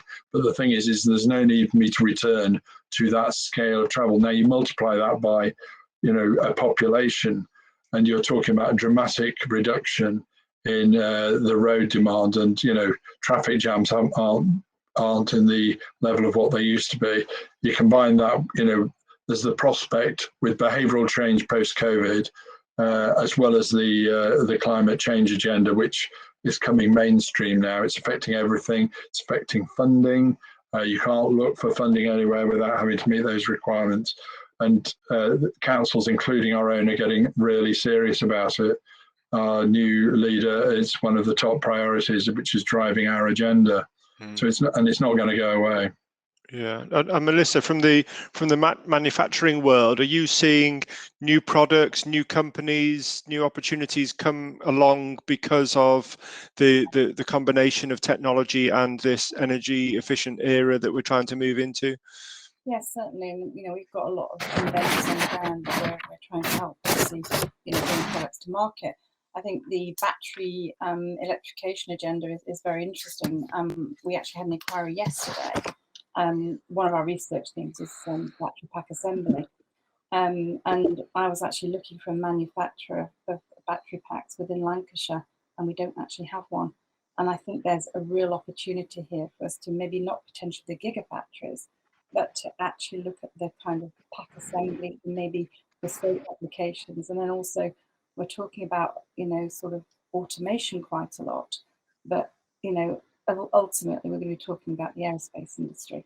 And obviously in terms of our footprint within the aerospace industry, we need to start getting that type of capability on the ground here within the county, rather than, you know, the aerospace industry going out of the county for that kind of supply chain. So we need to start thinking about that, I think, and developing something. And also drone technology, etc. as well. So it's not just about these, you know, large kind of, you know, gigafactories churning out, you know, sort of, you know, millions of batteries for something like a Nissan Leaf or something like that. And I think there's a real opportunity for Lancashire in that space. Yeah, absolutely. Yeah, and Stephen, just leading on from that, in terms of talking of demand, a lot of those projects, the infrastructure work takes a long time. There's the funding bids to go through and secure. What does the occupier and the developer interest look like for the opportunities that they open up at the moment? Talk to us a little bit about the inquiry schedule that you're seeing. I mean, to be fair, it's really strong. I think what we realise is, you know, that occupiers want to be next to the major motorway corridors, and obviously Lancashire is quite fortunate, as I've mentioned. We've got a number crisscrossing the county, so the interest in our sites is very, very strong. We're also aware that, you know, people want to move out. A lot of these occupiers are looking to move out of some of the big city regions because of cost, because of some of the challenges of getting their staff to locations, and because of some of the travel times. So we are really pleased with the sort of interest that we're getting, and because of the nature of the developments that we're bringing forward, a lot of these have to be kind of in person, you know, facilities. If you're working for an Amazon of this world or a similar organization like that, it's impossible to do that work remotely. You've got to be on site. So again, you know, we're not seeing the drop off that you perhaps see in some of the grade A office market. So we're really buoyed by what we're seeing at the moment. Absolutely. And Nick, similarly on the economic side, a lot of these projects, you know, there's been some big work done in Blackpool over the years. Is the economic needle starting to shift in the direction you would like? Yeah, well, it is, and I think just dealing with the inquiry point initially, sort of supporting Steve's observations about Lancashire, we're certainly seeing that on the enterprise zone in Blackpool.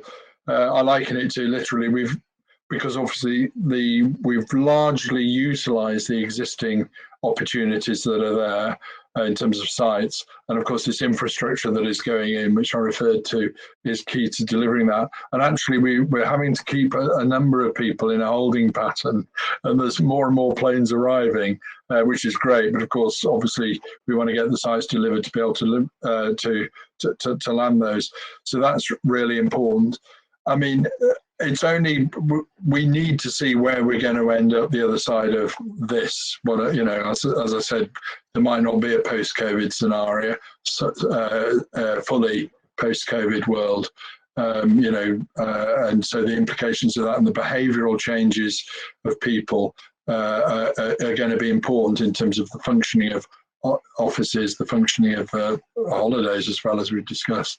But I think we're laying, what I would confidently say is we're laying the ground for change and for opportunity. But I think we've got to deliver this, and we've got to pursue it over a much longer period than the last couple of years to see that sustained change, because there are still quite a few changes that we need to see with government in terms of policy changes that will support that economic regeneration as well as the funding.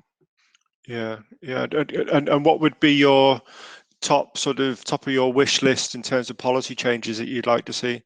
Well, for us, in Blackpool, obviously people know about Blackpool's deprivation statistics. You know, we're often the wrong end of the wrong table.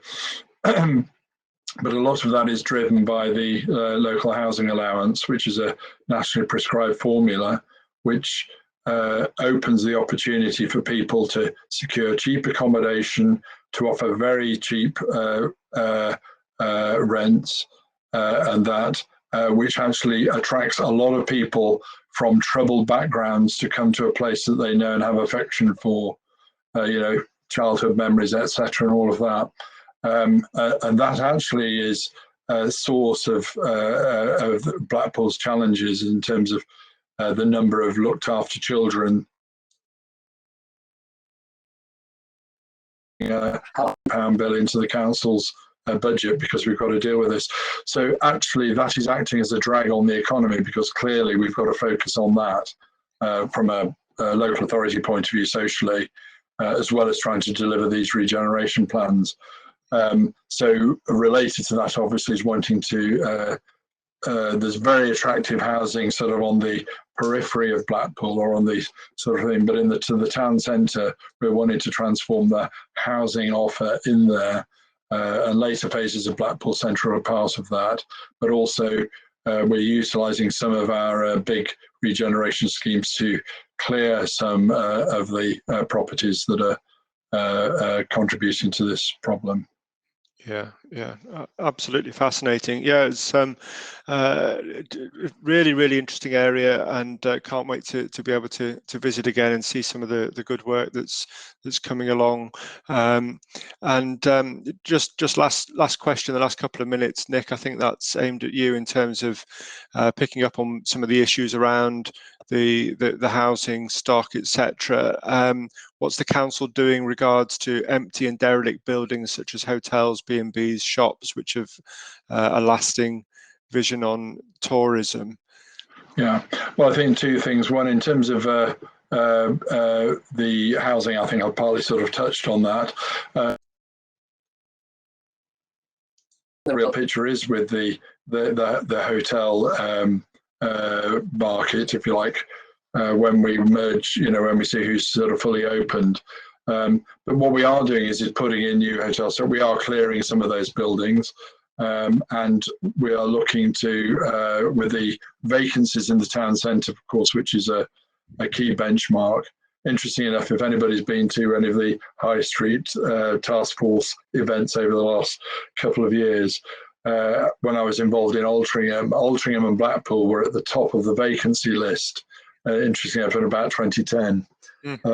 So it was interesting going from working on sort of Altrincham to Blackpool. But actually, this is why that strategy I said at the beginning of bringing a lot more spending power into the town centre with the 2,500 jobs that are referred to in the relocation of the multiversity campus, that is actually going to generate more demand for shops to make them more sustainable and realistic, as well as improving the physical fabric, which we've had a scheme which was funded through the growth deal. We call it Quality Corridors, where it's a fabulous scheme where, frankly, transforming properties which were unattractive, let me be polite, into actually really attractive units, and not just, and as well as combined with highway improvements and pavement improvements, which just is uplifting the area. And that's a program that we want to extend, and we're looking to do that through levelling up. Yeah, wonderful. Thanks very much for all the insight and the detail, and thanks to all of you. Time's up there at the end of that panel. Brilliant debate, and I think we covered a lot of ground. We're getting some nice reaction there from the emojis going up. New touch from Remo. I hope that was useful and interesting for everyone watching. Please do hang around, as well as this market intelligence. Obviously, you get the networking through in the other room, which we'll keep open for another half an hour or so. Thanks again to our wonderful sponsors, Clear Fibre, Blackpool, Lancashire and LUC.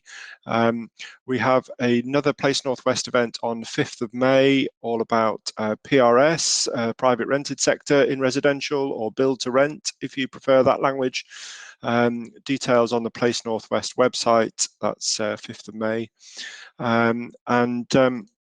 You will no doubt have seen all our extensive coverage of our launch of our in-person event season, which kicks off from the 24th of June. So very excited to be able to see you in the room, hopefully after that. So please do check out the details. Now we'll switch over into the networking room, and I'll see you in there with fellow guests, and we can share thoughts from this morning and arrange follow-ups, etc. Okay, thanks everybody.